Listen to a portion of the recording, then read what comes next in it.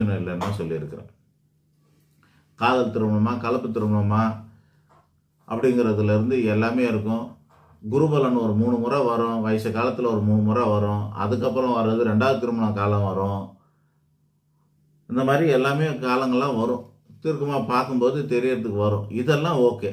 ஆனால் அவன் என்ன ஜாதி, என்ன மதம் அப்படிங்கிறதெல்லாம் சொல்ல முடியாது. நுட்பமானது என்னன்னா 2 மணி நேரத்துக்கு ஒரு ஜாதகம் இருக்கும். அதாவது கிரகங்கள் வருஷத்துக்கு ஒன்றெல்லாம் மாறுதில்ல, நீங்கள் அதை பார்க்குறீங்க. 2.5 வருஷத்துக்கு ஒரு வாட்டி சனி பகவான் இடம் மாறுவார். 1.5 வருஷத்துக்கு ஒரு வாட்டி ராகு பகவான் இடம் மாறுவார். 1 வருஷத்துக்கு ஒரு வாட்டி சூரியன் இடம் மாறுவார்.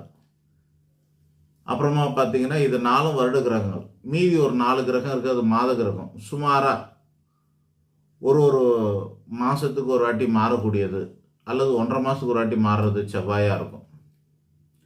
ஒரு மாதத்துக்கும் 2-3 நாள் கம்மியாகவே மாறும் புதன். சரியாக தமிழ் மாதம் ஆனால் மாற போகிறது சூரியன். அப்புறம் சுக்கிரன் அப்ராக்சிமேட்லி ஒரு 30 நாளைக்கு ஒரு வாட்டி இடம் மாறுவாங்க. இந்த 4 மாத கிரகமாக இருக்கிறது. தின கிரகம்னு சொல்லக்கூடியது சந்திரன். 2.25 நாளைக்கு ஒரு வாட்டி ராசி மாறுவார். 24 மணி நேரத்துக்கு ஒரு வாட்டி நட்சத்திரம் மாறுவார். 6 மணி நேரத்துக்கு ஒரு வாட்டி பாதம் மாறுவார். 2 மணி நேரத்துக்கு ஒரு வாட்டி லக்னம் மாறும். ஆக கடைசியாக பார்த்தீங்கன்னா இந்த ஏம் போர்டு சொல்லுவாங்க, ஏற ஓடுறது, துப்பாக்கி சொல்லும் போதெல்லாம் பார்த்துருப்பீங்க சினிமாலே இல்லை நேரில். பார்த்தீங்கன்னா ஒரு ரவுண்டாக வட்டமாக போட்டிருக்கும். 10 வட்டம் போட்டிருக்கும். எங்கே பாயிண்ட் இருக்கோ அது மாதிரி பாயிண்ட்லாம் சொல்லுவாங்க.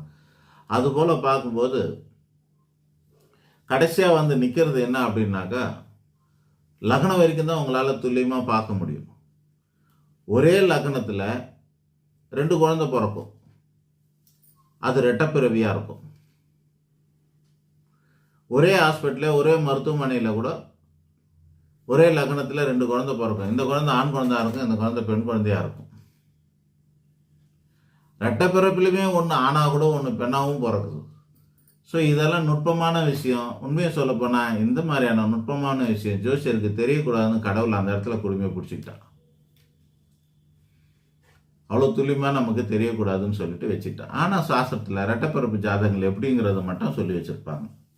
இது மாதிரிலாம் இருந்தால் ரெட்டப்பிறப்பாக பிறக்கும் அப்படின்னு சொல்லிட்டு. ஸோ ரொம்ப நுட்பமான சமாச்சாரங்கள் கொஞ்சம் இருக்குது. ஆனால் இதெல்லாம் வச்சு ஒருத்தர் கிறிஸ்டினா முஸ்லீமாலாம் பண்ண முடியாது, பார்க்க முடியாது. மதம் மாறுவாரான்னாக்கா அதுக்கு குரு சண்டால தோஷம்னு ஒன்று இருக்குது. இந்த காரணத்துக்காக தான் மாறுறாங்களான்னாக்கா இல்லை, அந்த தோஷம் இல்லாதவங்க கூட மதம் மாறுறதும் உண்டு. அதனால் இதெல்லாம்